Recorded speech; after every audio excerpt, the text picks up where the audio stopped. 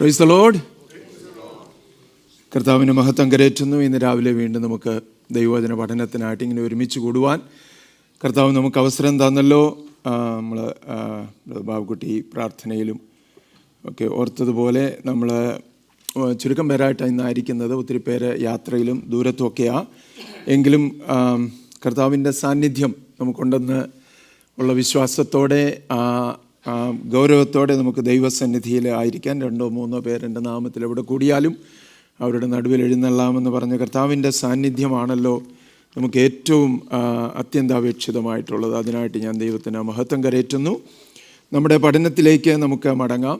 Sermon on the mount, ഗിരിപ്രഭാഷണം. അതിലെ തന്നെ യേശു കർത്താവ് പഠിപ്പിച്ച ഭാഗ്യാവസ്ഥകളെക്കുറിച്ചാണ് നമ്മൾ കഴിഞ്ഞ ദിവസം പഠിപ്പാൻ ആരംഭിച്ചത്. കഴിഞ്ഞ ചില ആഴ്ചകൾക്ക് മുമ്പ് മുതൽ ഇടയ്ക്കിടയ്ക്ക് എനിക്ക് കണ്ടിന്യൂ ചെയ്യുവാൻ കഴിഞ്ഞില്ല. മറ്റു പലരും ക്ലാസ്സുകൾ എടുക്കുവാനിടയായി. എന്നാൽ കഴിഞ്ഞ ആഴ്ച വീണ്ടും നമ്മളത് റെസ്യൂം ചെയ്തു. ഞാനതിലേക്ക് മടങ്ങി വരുവാൻ താല്പര്യപ്പെടുന്നു. ഇന്ന് രാവിലെ നമുക്കതിലേക്ക് മടങ്ങിപ്പോകാം. ഒന്നാമത്തെ ഭാഗ്യാവസ്ഥയെക്കുറിച്ചാണ് നമ്മൾ കഴിഞ്ഞ ആഴ്ചയിലും ചിന്തിച്ചത്. മത്തായി സുവിശേഷം 5-ാം അധ്യായം അതിൻ്റെ 3-ാമത്തെ വാക്യം. നമുക്കെല്ലാവർക്കും അറിയാവുന്ന വാക്യം. എന്തോ അവിടെ പറയുന്നത്? ആത്മാവിൽ ദരിദ്രരായവർ ഭാഗ്യവാന്മാർ, സ്വർഗരാജ്യം അവർക്കുള്ളത്. ആത്മാവിൽ ദരിദ്രരായവർ. അപ്പോൾ എന്തുവാണ് ആത്മാവിലുള്ള ദാരിദ്ര്യം എന്ന് നമ്മൾ കഴിഞ്ഞ ദിവസങ്ങളിൽ പഠിച്ചു.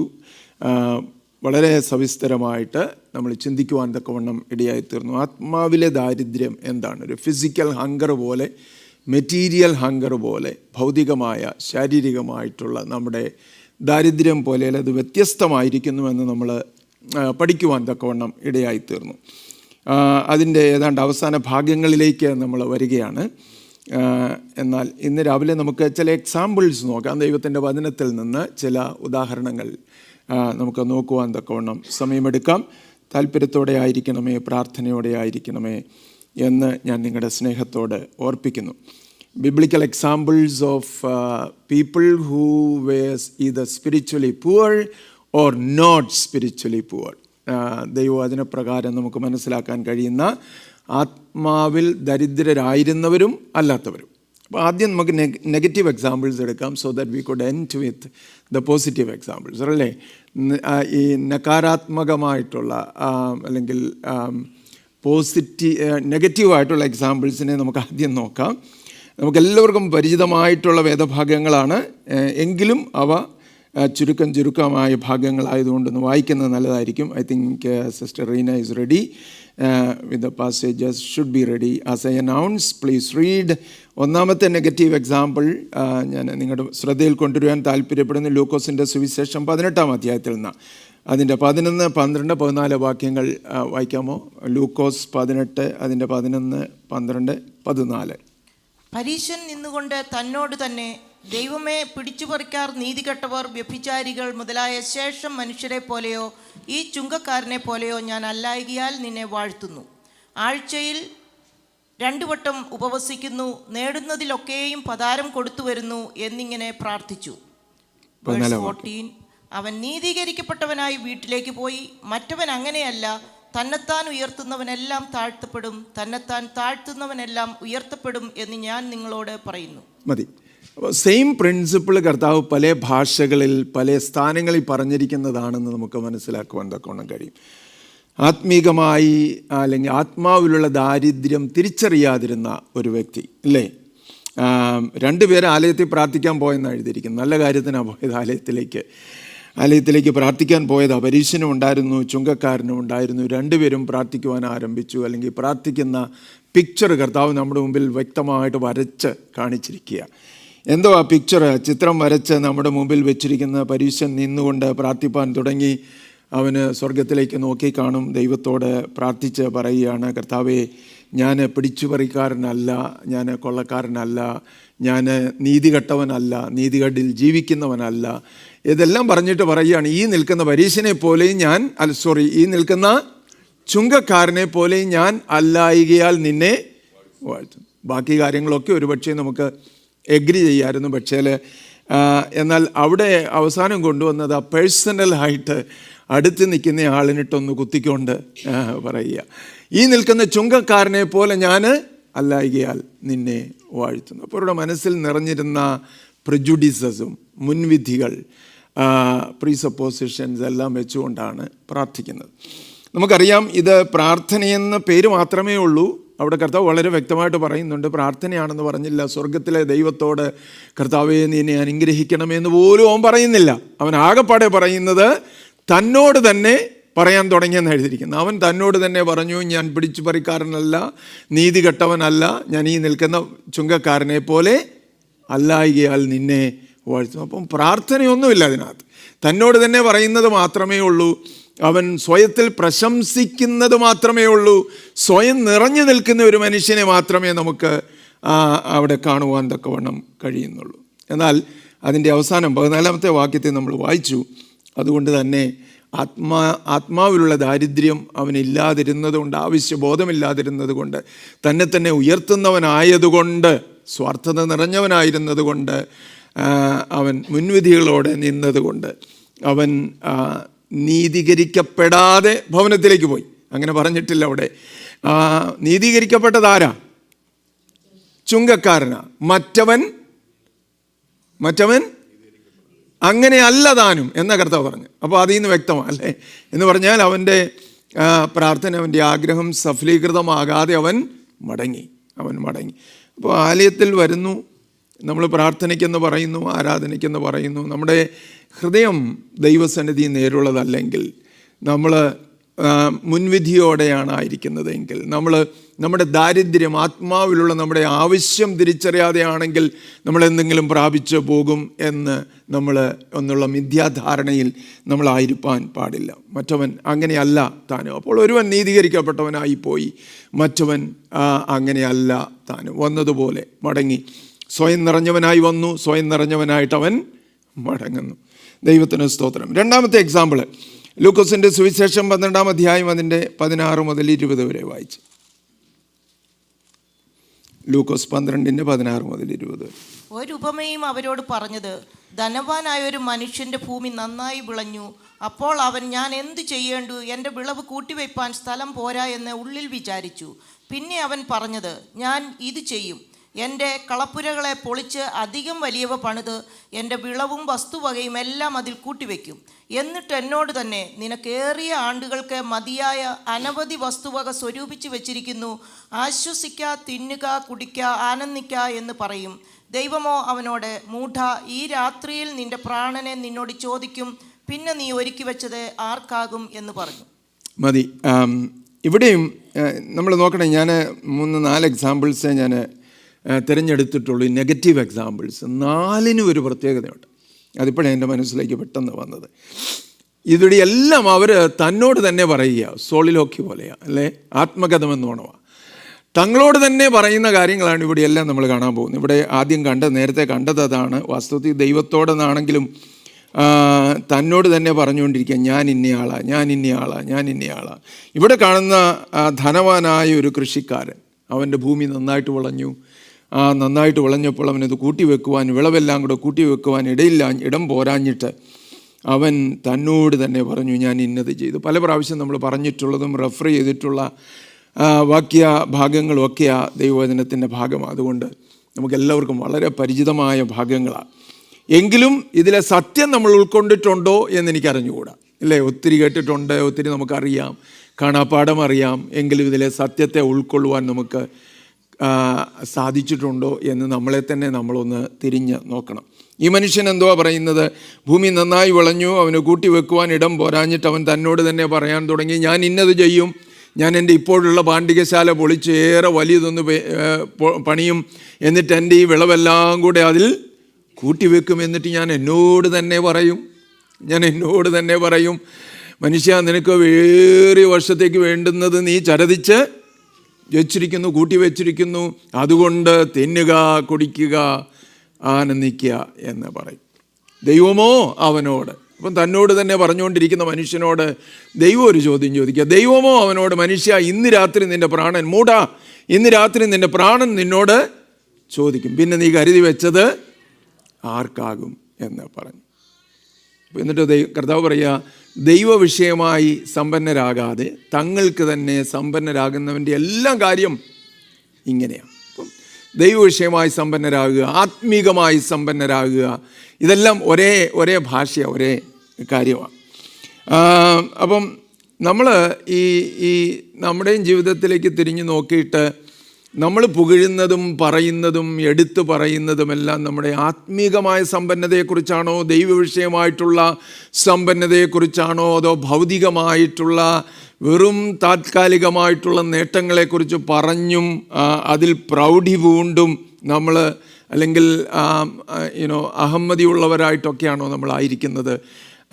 അങ്ങനെയാണെങ്കിൽ ദൈവം നമ്മളോട് ഡീല് ചെയ്യുന്ന വ്യത്യസ്തമായിട്ടായിരിക്കും, അല്ലേ? അപ്പോൾ നമുക്ക് നമ്മെ തന്നെ തിരിച്ചറിയുവാൻ, നമ്മുടെ നേട്ടങ്ങൾ നിത്യമാണെന്ന്, കാണുന്നത് താൽക്കാലികമാണെന്നത്, കാണാത്തത് മാത്രമാണ് നിത്യമെന്ന് തിരിച്ചറിഞ്ഞുകൊണ്ട് ആ കാണാത്തതായി നിത്യമായ നേട്ടങ്ങൾക്ക് വേണ്ടി ജീവിപ്പാൻ നമുക്ക് കഴിയണം.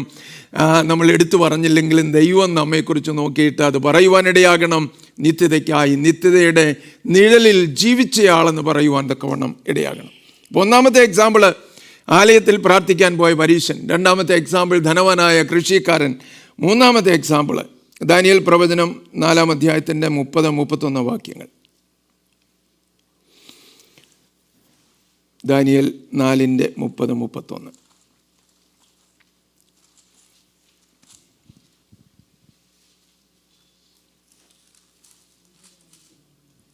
ഇത് ഞാൻ എൻ്റെ ധനമഹാത്മ്യത്താൽ എൻ്റെ പ്രതാപമഹത്വത്തിനായിട്ട് രാജധാനിയായി പണിത മഹതിയാം ബാബേൽ അല്ലയോ എന്ന് രാജാവ് പറഞ്ഞു തുടങ്ങി.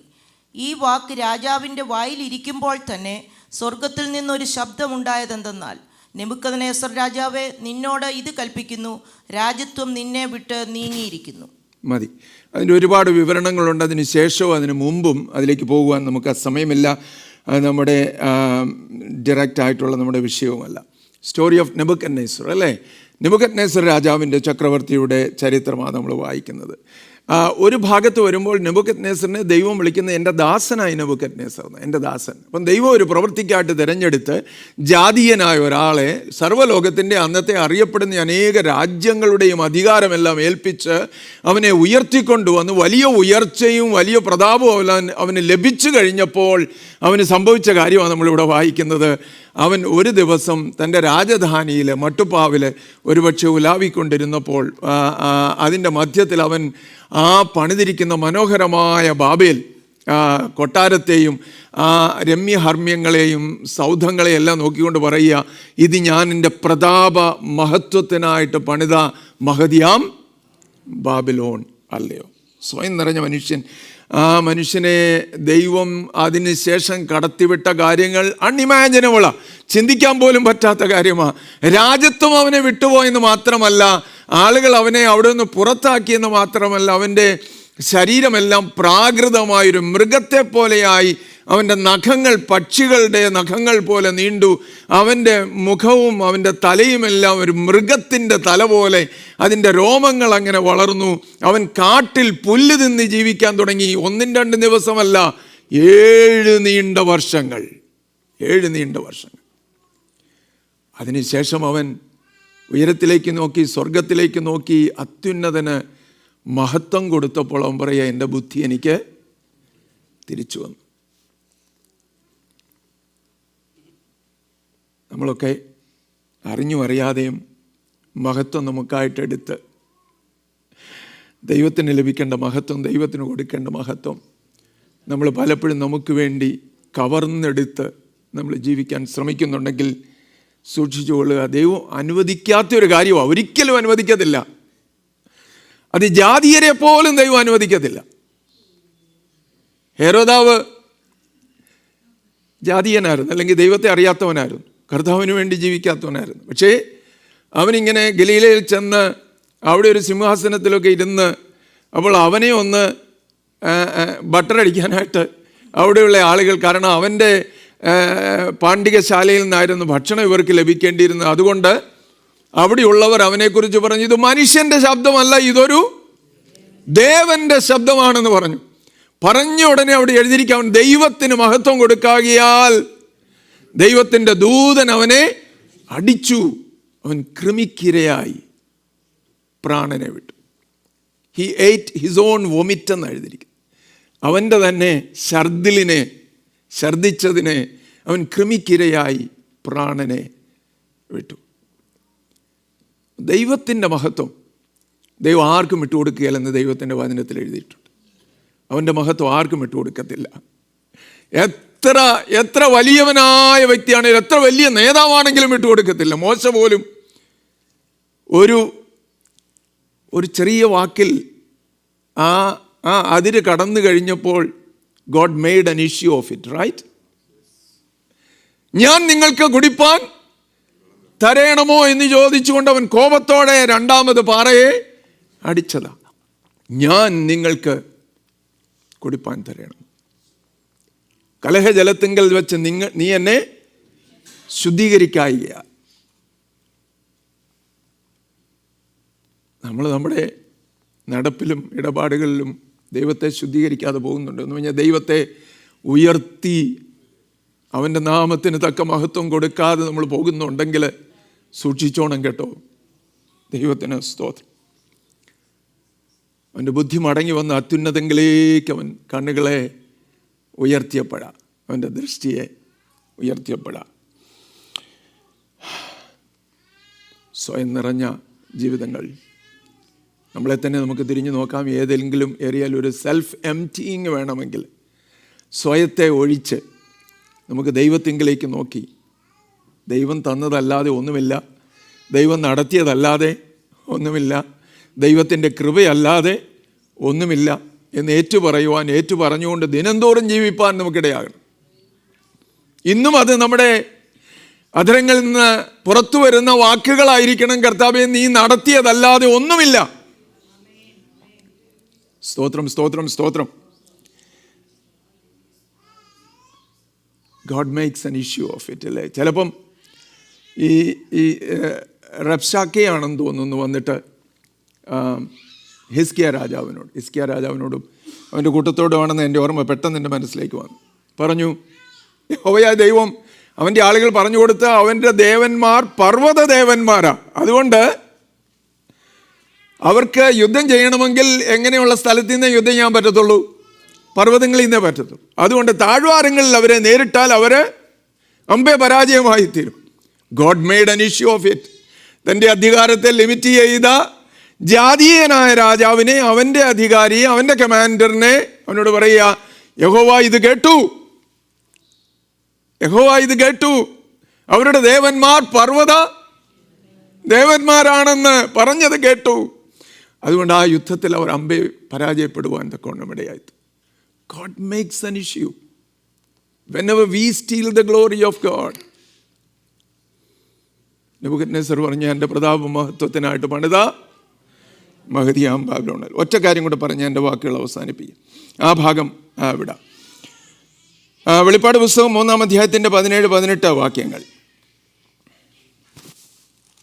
വെളിപ്പാട് 3-ാം അധ്യായം 17-18 വാക്യം. ഞാൻ ധനവാൻ സമ്പന്നനായിരിക്കുന്നു, എനിക്ക് ഒന്നിനും മുട്ടില്ല എന്ന് പറഞ്ഞുകൊണ്ട് നീ നിർഭാഗ്യനും അരിഷ്ടനും ദരിദ്രനും കുരുടനും നഗ്നനുമെന്ന് അറിയാതിരിക്കയാൽ നീ സമ്പന്നനാകേണ്ടതിന് തീയിൽ ഊതിക്കഴിച്ച പൊന്നും നിന്റെ നഗ്നതയുടെ ലജ്ജ വെളിവാകാതെ വണ്ണം ധരിക്കേണ്ടതിന് വെള്ളയുടുപ്പും നിനക്ക് കാഴ്ച ലഭിക്കേണ്ടതിന് കണ്ണിലെഴുതുവാൻ ലേപവും എന്നോട് വിലയ്ക്ക് വാങ്ങുവാൻ ഞാൻ നിന്നോട് ബുദ്ധി പറയുന്നു. ഇത് ആത്മീകമായ ദാരിദ്ര്യം, അല്ലെ ആത്മാവിൽ ദാരിദ്ര്യം ഇല്ലാതിരുന്ന ഒരാളെ കുറിച്ചല്ല, ഒരു സഭയെക്കുറിച്ച് മുഴുവനാ പറയുന്നു.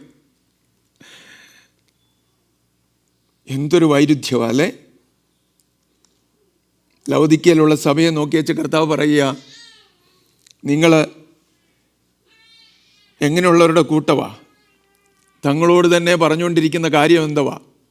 ഞാൻ ധനവാൻ സമ്പന്നൻ, എനിക്ക് ഒന്നിനും മുട്ടില്ല എന്ന് പറഞ്ഞുകൊണ്ടിരിക്കെ തന്നെ തങ്ങളോട് തന്നെ പറയുക. അഗെയിൻ ഹിയർ പറഞ്ഞുകൊണ്ടിരിക്കെ തന്നെ നിങ്ങളുടെ ഉള്ള അവസ്ഥ എന്താണെന്ന് ഞാൻ നിങ്ങളോട് പറയാം. നീ അരിഷ്ടനും നഗ്നനും കുരുടനുമായിരിക്കാൻ യഥാർത്ഥത്തിൽ സമ്പന്നരാകേണ്ടതിന് തീയിലൂതി കഴിച്ച പൊന്നെന്നോട് വിലയ്ക്ക് വാങ്ങണം. നിന്റെ നഗ്നതയുടെ ലജ്ജ വെളിവാകാതിരിക്കേണ്ടതിന് എന്നോട് വസ്ത്രം മേടിച്ചു, അല്ലേ? നിന്റെ കണ്ണ് കാണത്തക്കവണ്ണം, നീ കുരുട്ട് കണ്ണിലായിപ്പം, കണ്ണ് കാണത്തക്കവണ്ണം കണ്ണിലെഴുതുവാൻ ലേപം വിലയ്ക്ക് മേടിച്ചോ എന്നാ കർത്താവ് പറയുന്നു. ഇന്ന് രാവിലെ നമ്മളെ കർത്താവ് ഉപദേശിക്കുകയാണെങ്കിൽ, അഡ്മോണിഷ് ചെയ്യുകയാണെങ്കിൽ, വാൺ ചെയ്യുകയാണെങ്കിൽ എന്തായിരിക്കും പറയുന്നത്? നമുക്കുണ്ടെന്ന് ഒരുപാട് പറഞ്ഞുകൊണ്ടിരിക്കുന്ന കാര്യങ്ങളൊക്കെ വാസ്തവത്തിലുള്ളതാണോ? അതോ നമ്മൾ വെറുതെ ലവോദിക്ക സഭയെ പോലെ പറഞ്ഞുകൊണ്ടിരിക്കുകയാണോ? ധനവാൻ, സമ്പന്നൻ, എനിക്കൊന്നിനും മുട്ടില്ല, പരിചയസമ്പന്നത, വർഷങ്ങളിലെ അനുഭവങ്ങൾ, അല്ലെങ്കിൽ പേര്, പ്രശസ്തി, സമ്പന്നത, ഇതെല്ലാമാണോ നമ്മൾ പറഞ്ഞുകൊണ്ടിരിക്കുന്നത്? കർത്താവ് പറയുക, യഥാർത്ഥത്തിൽ നിന്റെ പക്കലുള്ളത് എന്നാന്ന് ഞാൻ പറയാം. നീ കുരുടനാ, നഗ്നനാ, അരിഷ്ടനാ, ഇത് മാത്രമാണ് നിനക്കുള്ളത്. അതുകൊണ്ട് ഞാൻ നിന്നെ ബുദ്ധി ഉപദേശിക്കുക. ഇന്ന് രാവിലെ ദൈവത്തിൻ്റെ ആത്മാവ് നമ്മയും ബുദ്ധി ഉപദേശിക്കട്ടെ. നമുക്കില്ലാത്ത എന്തെന്ന് തിരിച്ചറിയുവാൻ ദൈവസന്നിധിയിൽ നമ്മെ തന്നെ താഴ്ത്തുന്ന ഒരു ഹൃദയം നമുക്കുണ്ടാകട്ടെ. നമ്മുടെ കണ്ണൊന്ന് കാണാനിടയാകണം. എഴുതാൻ ലേപം വിലയ്ക്ക് വാങ്ങിക്കണം. നഗ്നതയുടെ ലജ്ജ വെളിവാകാതിരിക്കാൻ തക്കവണ്ണം കർത്താവിൻ്റെ വിശുദ്ധിയുടെ വസ്ത്രങ്ങൾ നമുക്ക് ധരിക്കണം. ദൈവവചനപ്രകാരമുള്ള വസ്ത്രം ധരിക്കണം. അല്ലേ? തീയിലൂതിക്കഴിച്ച പൊന്ന്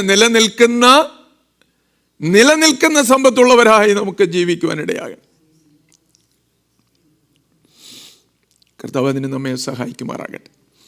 ഞാൻ ഈ നെഗറ്റീവ് എക്സാമ്പിൾസും കൂടി എടുത്തത്, പോസിറ്റീവ് മാത്രം എടുത്തുകൊണ്ടിരുന്നാൽ നമുക്കത് യഥാർത്ഥ പിക്ചർ കിട്ടത്തില്ല. അതുകൊണ്ടാണ്. ഇനി നമുക്ക് ചില പോസിറ്റീവ് എക്സാമ്പിൾസിലേക്ക് പോകാം. അതേ അധ്യായം, ലൂക്കോസിൻ്റെ സുവിശേഷം 18-ാം അധ്യായം, അതിൻ്റെ 13-ാം വാക്യം വായിക്കും. ചുങ്കക്കാരനോ ദൂരത്ത് നിന്നുകൊണ്ട് സ്വർഗത്തേക്ക് നോക്കുവാൻ പോലും തുനിയാതെ മാറത്തടിച്ച്, ദൈവമേ, പാപിയാ, എന്നോട് കരുണയുണ്ടാകണമേ എന്ന് പറഞ്ഞു. മതി, താങ്ക് യു. എത്ര പേരാ പ്രാർത്ഥിക്കാൻ പോയത്? 2 പേർ. ആരൊക്കെയായിരുന്നു? ഒരു പരീശനും ഒരു ചുങ്കക്കാരൻ. ഇപ്പം പരീശന് പറ്റിയ കാര്യം നമ്മൾ ഓൾറെഡി കണ്ടതാണ്. അവൻ എങ്ങനെ വീട്ടിലേക്ക് പോയെന്ന് നമ്മൾ കണ്ടു. ചുങ്കക്കാരൻ എങ്ങനെയാ ആലയത്തിൽ നിന്നത്? അവൻ സ്വർഗത്തിലേക്ക്, ഇവിടെ ഉണ്ടോ നിങ്ങൾ? അവൻ സ്വർഗത്തിലേക്ക് നോക്കുവാൻ പോലും തുനിയാതെ മാറത്തടിച്ചുകൊണ്ട്, ദൈവമേ, പാപിയായ എന്നോട് കരുണ തോന്നണമേ, പാപിയായ എന്നോട് കരുണ തോന്നണമേ. പരീശൻ ഇതെല്ലാം പറഞ്ഞുകൊണ്ടിരിക്കുക. ഈ നിൽക്കുന്ന ചുങ്കക്കാരനെ പോലെ ഞാനല്ല. ഇവൻ കേട്ടോ ഇല്ലയോ എന്ന് എനിക്കറിഞ്ഞുകൂടാ. ഒരുപക്ഷെ അവൻ ദിവസം തോറും കേൾക്കുന്നതല്ലേ? ഈ ചുങ്കക്കാർ ദിവസവും കേട്ടുകൊണ്ടിരിക്കുന്നതാണ് പരീശന്മാർ ഇവരെ കുറ്റം പറഞ്ഞുകൊണ്ടിരിക്കുന്നത്. എന്നാൽ അവനാകെ ചെയ്യാൻ പറ്റുന്ന എന്തു മാത്രമേ ഉള്ളൂ? സ്വർഗത്തിലേക്ക് നോക്കാൻ പോലും തുനിയാതെ ദൂരവേ നിന്നും കൊണ്ട്, ദൈവമേ, പാപിയായ എന്നോട് കരുണ തോന്നണമേ. അവൻ നീതീകരിക്കപ്പെട്ടവനായി ഭവനത്തിൽ പോയി, വീട്ടിൽ പോയി. ഭയങ്കര സ്റ്റാർട്ടിലിംഗ് അല്ലേ? ഒരുപാട് അത്ഭുതങ്ങൾ നിറഞ്ഞ കർത്താവിൻ്റെ പഠിപ്പിക്കൽ. അതിൻ്റെ അവസാനങ്ങൾ പലപ്പോഴും അൺപ്രഡിക്റ്റബിളാണ്. യേശു പഠിപ്പിച്ച പാരബിൾസ്, ഉപമകൾ, ദൃഷ്ടാന്തങ്ങൾ, അതൊക്കെ അവസാനിക്കുന്ന പലപ്പോഴും നമുക്ക് പ്രവചനാതീതമാണ്. നമുക്ക് ചിന്തിക്കുവാൻ പോലും കഴിയാത്ത എൻഡിങ് പലപ്പോഴും വരുന്നല്ലേ? മുന്തിരിത്തോട്ടത്തിൽ ജോലിക്കാരെ വിളിച്ചാക്കിയ ഒരു യജമാനൻ, മുന്തിരിത്തോട്ടത്തിൻ്റെ ഉടമസ്ഥൻ, അവസാനം പറയുക, കൂലി വിതരണം ചെയ്യേ. എങ്ങനെയാണ് തുടങ്ങേണ്ടത്? ഓർഡർ അവസാനം വന്നവർക്ക് ആദ്യം കൊടുത്തോണം എന്ന് പറഞ്ഞാൽ 11-ാം മണി നേരത്ത് വന്ന് 1 മണിക്കൂറിൻ്റെ വേലയുള്ളവർക്ക് ആദ്യം കൊടുക്കുക. അത് കഴിഞ്ഞ് പിന്നെ ഓരോരുത്തർക്കായിട്ട് കൊടുത്തു. അപ്പോൾ അവസാനം ആദ്യം വന്നവരെല്ലാം ഓർത്തു, എനിക്ക് കൂടുതൽ കിട്ടും, ബോണസ് കിട്ടുമെന്നൊക്കെ വിചാരിച്ചിരിക്കുക. കിട്ടിയപ്പോൾ അവർക്കും ഒരു വെള്ളിക്കാശ് കിട്ടി. ഭയങ്കര എൻഡിങ്ങിലെ ഒരു സർപ്രൈസ് ഉണ്ട് കർത്താവ് പഠിപ്പിക്കുന്നതിനകത്ത്. ഇവിടെ നമ്മൾ കാണുന്നതും ഈ എൻഡിങ്ങിലെ സർപ്രൈസ്.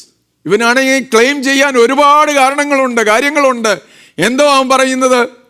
ഞാൻ ആഴ്ചയിൽ 2 വട്ടം ഉപവസിക്കുന്നു, കിട്ടുന്നതിനെല്ലാം പതാരം കൊടുക്കുന്നു. ഈ നിൽക്കുന്ന ചുങ്കക്കാരനെ പോലെ ഞാൻ അല്ല, പിടിച്ചുപറിക്കാരനല്ല, നീതി കെട്ടവനല്ല, ഇതെല്ലാം അവന് പറയാനുണ്ട്. പക്ഷേ അവൻ ഭവനത്തിലേക്ക് പോകുന്നത്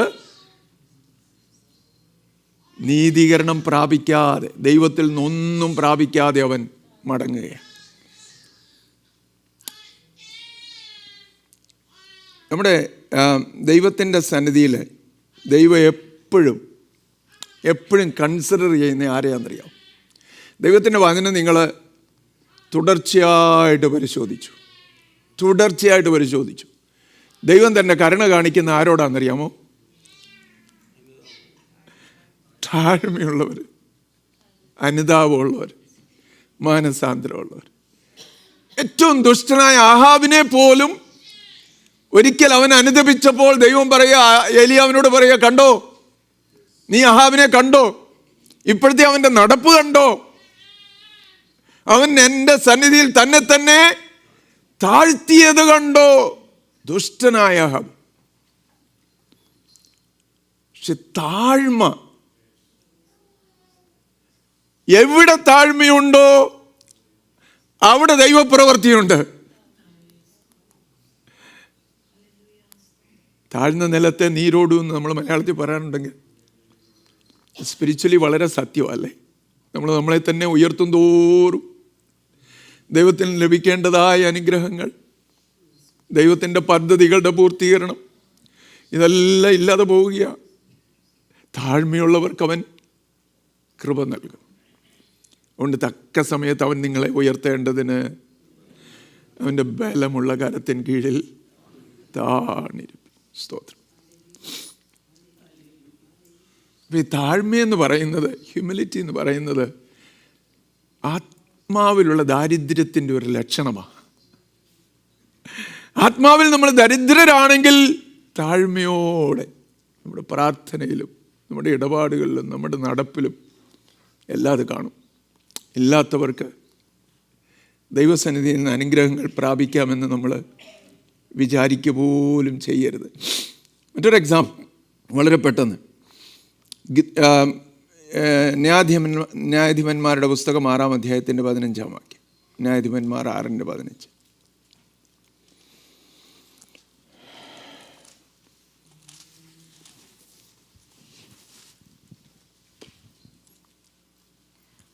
അവനോട്, അയ്യോ കർത്താവേ, ഞാൻ ഇസ്രായേലിനെ എങ്ങനെ രക്ഷിക്കും? മനശ്ശെയിൽ എൻ്റെ കുലം എളിയതും എൻ്റെ കുടുംബത്തിൽ വെച്ച് ഞാൻ ചെറിയവനുമല്ലോ എന്ന് പറഞ്ഞു. ഗിദെയോന്റെ ഉദാഹരണമാണല്ലോ നമുക്കറിയാവുന്ന ഭാഗമായ ഗെയിൻ. കർത്താവിൻ്റെ ദൂതൻ തന്നെ അവനെ വിളിക്കുന്ന പേരെന്തുവാണെന്നറിയാവോ? അല്ലയോ പരാക്രമശാലിയെ, യഹോവ നിന്നോട് കൂടെ. ദൈവം അവനെ വിളിച്ചു പറയാം, നീ പരാക്രമശാലിയാ. നോക്കിയേ, അവൻ്റെ ഉള്ളിൽ നിന്ന് അവൻ്റെ വാക്കുകൾ എന്തുവാ? അയ്യോ ദൈവമേ, മനശ്ശെയിൽ എൻ്റെ കുലം ഏറ്റവും ചെറുതാ, ഞാൻ എൻ്റെ ഭവനത്തിലെ ഏറ്റവും എണ്ണപ്പെടാത്ത ആളാ, യഹോവ ഞങ്ങളോട് കൂടി ഉണ്ട് എന്ന് എങ്ങനെയാ പറയാൻ പറ്റുന്നത്? ഞാൻ എങ്ങനെ വിടുവിക്കും ഇസ്രായേലിനെ എന്നാ അവൻ ചോദിക്കുന്നു. അവന് പിന്നെ ദൈവം ഒരു ദർശനമൊക്കെ നൽകി. മിദ്യാന്റെ ക്യാമ്പിൽ ചെന്നിട്ട് അവിടെ നിന്ന് അവിടെ ആളുകൾ കണ്ട ദർശനമൊക്കെ അവനെ കേൾപ്പിച്ച് അവനെ ബലപ്പെടുത്തേണ്ടി വന്നു. അത്രത്തോളം തൻ്റെ കഴിവില്ലായ്മയെക്കുറിച്ച് അവബോധമുണ്ടായിരുന്ന, ബോധവാനായിരുന്ന ഒരാളായിരുന്നു ഗിദെയോൻ. നമ്മൾ സ്വയം നിറഞ്ഞു നിൽക്കുമ്പോൾ നമുക്ക് നമ്മളെ തന്നെ കാണുമ്പോൾ പലപ്പോഴും നമ്മുടെ ഉള്ള അവസ്ഥയെ നമുക്ക് തിരിച്ചറിയാൻ കഴിയാതെ പോവുകയാണ്. ഇല്ലേ, ഗിദെയോൻ അങ്ങനെ അല്ലായിരുന്നു. അവൻ പറഞ്ഞു, എൻ്റെ കുലം ഏറ്റവും ചെറുതാ, മനശ്ശെയിൽ ഇസ്രായേലിനെ ഇങ്ങനെ വിടുവിക്കുവാൻ തക്കവണ്ണം യാതൊരു തരത്തിലുമുള്ള യോഗ്യതയുള്ളവനല്ല ഞാൻ. നിൻ്റെ ഈ ബലത്തോടെ നീ പോയാൽ മതി ഗിദെയോനെ എന്ന് പറഞ്ഞ്. എന്തുവായിരുന്നു ഗിദെയോൻ്റെ ബലം? എന്തായിരുന്നു ഗിദെയോൻ്റെ ബലം? അവൻ പറയാതെ പറയുന്ന കാര്യം എന്തുവാ? കർത്താവേ, എൻ്റെ കുലം ചെറുതാ എന്ന് പറഞ്ഞാൽ മനശ്ശെ എന്ന് പറയുന്നത് ഏറ്റവും ചെറുതായ കുലമാണ് ഇസ്രായേൽ മക്കളിൽ. അതിൽ തന്നെ ഞാൻ ഏറ്റവും തൃണവൽഗണിക്കപ്പെട്ടവനാണ്, സൈഡ് ലൈൻഡാണ്. ഈ ബലത്തോടെ നീ പോയാൽ മതി. നമ്മൾ സാധാരണ കേൾക്കുന്ന ഉദാഹരണമാണ് ഈ സ്വിമ്മിങ്ങിനൊക്കെ പഠിപ്പിക്കുമ്പം ആളുകൾ ഈ കോസ്റ്റ് ഗാർഡോ അല്ലെങ്കിൽ അങ്ങനെയുള്ളവർ അവരെ രക്ഷിക്കാനായിട്ട് ട്രെയിനേഴ്സ് നിൽക്കുമ്പം അവർ സ്വിമ്മിങ്ങിന് ആളുകളെ ഇറക്കി വിട്ടിട്ട് അവസാനം അവർ വെയിറ്റ് ചെയ്യും. വെള്ളത്തിൽ മുങ്ങാൻ തുടങ്ങുന്നെന്ന് തോന്നിയാൽ പോലും പെട്ടെന്ന് ചാടി അവരെ രക്ഷിക്കത്തില്ല. അവരിങ്ങനെ ഒരു തരത്തിലുള്ള വികാരവും ഇല്ലാത്തവരെ പോലെ ഇങ്ങനെ നിന്നിട്ട് അവസാനം ഒരുപക്ഷെ രണ്ടാമത്തെ മുങ്ങലും കഴിഞ്ഞ് മൂന്നാമത് പൊങ്ങി വന്നിട്ട് അടുത്ത മുങ്ങലിന് ഒരുങ്ങുമ്പോഴായിരിക്കും പെട്ടെന്ന് വെള്ളത്തിലേക്ക് ചാടിയ ആളിനെ രക്ഷിക്കും. ആളുകൾ ആരാണ്? ഞാൻ ചോദിച്ചു, why did you wait all these while? അപ്പം പറഞ്ഞു, ഞാൻ നേരത്തെ തന്നെ ചാടി അവനെ പിടിച്ചാൽ അവൻ എന്നെയും കൂടെ പിടിച്ചുകൊണ്ട് വെള്ളത്തിൽ താഴും. കാരണം അവൻ്റെ ബലം മുഴുവൻ ഇപ്പോഴും അവനിലുണ്ട്. എന്നാൽ അവനെ ഞാൻ രക്ഷിച്ച് കൊണ്ടുവരണമെങ്കിൽ അവൻ്റെ ബലമെല്ലാം ചോർന്നു പോകണം, നിസ്സഹായനാകണം, എൻ്റെ മേൽ പൂർണ്ണമായി ചാരണം. അല്ലേ? ദൈവം നമ്മളെ ഉപയോഗിക്കാൻ തുടങ്ങുന്ന അപ്പോഴാണ്, അനുഗ്രഹിക്കാൻ തുടങ്ങുന്ന അപ്പോഴാണ്. നമുക്ക് സ്വയമായി ചിലതുണ്ടെന്നുള്ള അഭിമാനവും അഹങ്കാരവും ഒക്കെ നമ്മൾ വെച്ചുകൊണ്ടിരിക്കും തോറും ദൈവത്തിന് നമ്മെ അനുഗ്രഹിക്കാൻ പറ്റത്തില്ല. നിന്നിനല്ലാതെ എനിക്ക് ചാരുവാൻ മറ്റൊരിടമില്ലെന്ന് പറഞ്ഞ് നമ്മുടെ കൈകൾ അവങ്കിലേക്ക് മലർത്തുമ്പോൾ ഈ ദൈവം നമ്മളെ ഡെഫിനറ്റ്ലി നമ്മെ തള്ളിക്കളയാതെ നമ്മെ അനുഗ്രഹിക്കും, നമ്മോട് കൂടെ ഇരിക്കും. വാക്കുകളെ പെട്ടെന്ന് അവസാനിപ്പിക്കാം. യെശയ്യാ പ്രവചനം 6-ാം അധ്യായത്തിൻ്റെ 5-ാമത്തെ വാക്യം കൂടെ വായിച്ച്.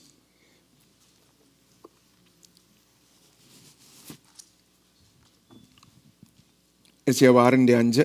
അപ്പോൾ എനിക്ക് അയ്യോ കഷ്ടം, ഞാൻ നശിച്ചു, ഞാൻ ശുദ്ധിയില്ലാത്ത അധരങ്ങളുള്ള ഒരു മനുഷ്യൻ, ശുദ്ധിയില്ലാത്ത അധരങ്ങളുള്ള ജനത്തിൻ്റെ നടുവിൽ വസിക്കുന്നു. എൻ്റെ കണ്ണ് സൈന്യങ്ങളുടെ യഹോവയായ രാജാവിനെ കണ്ടുവല്ലോ എന്ന് പറഞ്ഞു. മതി, താങ്ക് യു. ഇത് വല്ലതും കർത്താവ് പറഞ്ഞായിരുന്നു യെശയ്യാവിനോട്? ഉസിയ രാജാവ് മരിച്ച ആണ്ടിൽ കർത്താവ് ഉയർന്നും പൊങ്ങിയുമുള്ള സിംഹാസനത്തിൽ ഇരിക്കുന്നത് കണ്ടു. സാറാഫുകൾ അവൻ്റെ ചുറ്റും നിന്നു. ഓരോന്നിന് 6 ചിറകുണ്ടായിരുന്നു. 2 കൊണ്ട് അവർ പാദം മൂടി, 2 കൊണ്ട് മുഖം മൂടി, 2 കൊണ്ട് പറന്നു. അന്യോന്യം അവർ പറഞ്ഞുകൊണ്ടിരുന്നു, സൈന്യങ്ങളുടെ യഹോവ പരിശുദ്ധൻ പരിശുദ്ധൻ. അവർ ആർക്കുന്ന ശബ്ദത്താൽ ആലയത്തിൻ്റെ ഉമ്മരപ്പടികൾ കുലുങ്ങി, ആലയം പുക കൊണ്ട് നിറഞ്ഞു. ഈ കാഴ്ചയെല്ലാം കണ്ടപ്പോഴത്തേന് യെശയ്യാവ് പറയുക, അയ്യോ ഞാൻ നശിച്ചു, ഞാൻ ശുദ്ധിയില്ലാത്ത അധരങ്ങളുള്ള മനുഷ്യൻ, ശുദ്ധിയില്ലാത്ത അധരങ്ങളുള്ള ആളുകളുടെ ഇടയിൽ ഞാൻ പാർക്കുന്നു. അവനോട് പറഞ്ഞില്ല ഇതെല്ലാം പറയാനായിട്ട്. പക്ഷെ കാഴ്ച കണ്ടു കഴിഞ്ഞപ്പം തന്നെ അവന് മനസ്സിലായി താൻ ആരുമില്ല. ഇത്രയും നാൾ കർത്താവിൻ്റെ ശുശ്രൂഷയൊക്കെ ചെയ്തു വന്നവനാ, പ്രവചിച്ചുകൊണ്ട് നടന്നവനാ, നിങ്ങൾക്ക് അയ്യോ കഷ്ടമെന്നെല്ലാം പറഞ്ഞുകൊണ്ട് നടന്നവനാ. പക്ഷേ ഇപ്പോൾ അവൻ പറയുക, അയ്യോ ഞാൻ നശിച്ചു, ഞാൻ ശുദ്ധിയില്ലാത്ത അധരങ്ങളുള്ള മനുഷ്യൻ. ആത്മീയമായി ആത്മാവിലുള്ള ദാരിദ്ര്യം എന്ന് പറയുന്നത് ആ തിരിച്ചറിവാണ്. എവിടെയാണ് നമുക്ക് കർത്താവിൻ്റെ ആ സ്പർശനം വേണ്ടത്? നമ്മുടെ ജീവിതത്തിൽ നമ്മുടെ നാവിനാണോ, നമ്മുടെ വാക്കുകൾക്കാണോ, നമ്മുടെ ചിന്തയ്ക്കാണോ, നമ്മുടെ ഇടപാടുകൾക്കാണല്ലോ ആണോ? അത് ഇന്ന് രാവിലെ നമുക്കൊന്ന് തിരിച്ചറിയാം, കർത്താവിനോട് പറയാം. കർത്താവേ, യെശയ്യാവ് അത് പിൻ പോയിൻ്റ് ചെയ്ത് പറയുക, ശുദ്ധിയില്ലാത്ത അധരങ്ങളുള്ള മനുഷ്യൻ, അങ്ങനെയുള്ളവരുടെ ഇടയിലാണ് ഞാൻ പാർക്കുന്നത്. അപ്പം കർത്താവിനെ ശുദ്ധീകരിക്കുക, തൻ്റെ ദൗത്യത്തിനായിട്ട് അവനെ അയക്കുക. എൻ്റെ വാക്കുകളെ അവസാനിപ്പിക്കട്ടെ. ഒത്തിരി പോസിറ്റീവ് എക്സാമ്പിൾസ് ഉണ്ട്. യേശു കർത്താവ് പറഞ്ഞു, ശിഷ്യന്മാരോട് പറഞ്ഞു, എന്നെ പിരിഞ്ഞ് നിങ്ങൾക്കൊന്നും ചെയ്യുവാൻ കഴിയുകയില്ല. So many examples in the word of God. ഇന്ന് രാവിലെ നമുക്ക് നമ്മെ തന്നെ കർത്താവിൻ്റെ കരങ്ങളിൽ സമർപ്പിക്കാം, നമുക്ക് പ്രാർത്ഥിക്കാം. സ്തോത്രം. ഒരു നിമിഷം നമുക്ക് എല്ലാവർക്കും നമ്മൾ ആരാധനയിലേക്ക് കടക്കുകയാണ്. അതിനു മുമ്പ് നമ്മെ തന്നെ സമർപ്പിച്ച് നമ്മുടെ കഴിവുകേടുകളെ നമുക്ക് തിരിച്ചറിഞ്ഞ്, കർത്താവേ ഞാൻ ഒന്നുമില്ല, ഏതുമില്ല എന്ന് വാസ്തവമായിട്ട് പറയണം. അത് ഒരു ആലങ്കാരികമായിട്ട് നമ്മുടെ വായ് കൊണ്ട് പറയാനായിട്ടല്ല, ഉള്ളിൽ നിന്ന് വരട്ടെ ആ വാക്കുകൾ. കർത്താവേ, അങ്ങയുടെ കരമല്ലാതെ എനിക്ക് ഒന്നുമില്ല കർത്താവേ, അവിടുത്തെ കൃപയല്ലാതെ എനിക്ക് ചാരാൻ ഒന്നുമില്ല എന്ന് നമുക്ക് തുറന്നു പറയാം. നമുക്ക് അധരങ്ങൾ തുറന്ന് ശബ്ദമുയർത്തി കർത്താവിനോടൊന്ന് പ്രാർത്ഥിക്കാം. എല്ലാവരും പ്രാർത്ഥിച്ചാട്ടെ. ഇന്ന് രാവിലെ കർത്താവിനോട് പ്രാർത്ഥിക്കാം. ആരും നമ്മിൽ തന്നെ തികഞ്ഞവരായിട്ട് ചിന്തിപ്പാൻ ഇടയാകരുത്. എല്ലാം ഉള്ളവരെന്ന് ചിന്തിച്ചുകൊണ്ട് ആരും ഇരിക്കുവാൻ ഇടയാകരുത്. ഇന്ന് രാവിലെ കർത്താവിനോടൊന്ന് പ്രാർത്ഥിച്ചു പറഞ്ഞേ, കർത്താവേ, അടിയൻ ഇതാ എന്നെ ഞാൻ സമർപ്പിക്കുന്നു. കർത്താവേ, എൻ്റെ ജീവിതത്തിലെ അശുദ്ധികളെ നീക്കുമാറാകണമേ, എന്നെ പുതുതാക്കണമേ എന്ന് കർത്താവിനോട് നമുക്ക് പ്രാർത്ഥിക്കാം. പ്രാർത്ഥനയോടെ നമുക്കായിരിക്കാം. ആരാധനയ്ക്കായിട്ട് നമ്മെ തന്നെ ഏൽപ്പിക്കാം. നമുക്ക് കർത്താവിനെ മഹത്വപ്പെടുത്തിക്കൊണ്ടിരിക്കാം. Hallelujah, hallelujah, hallelujah.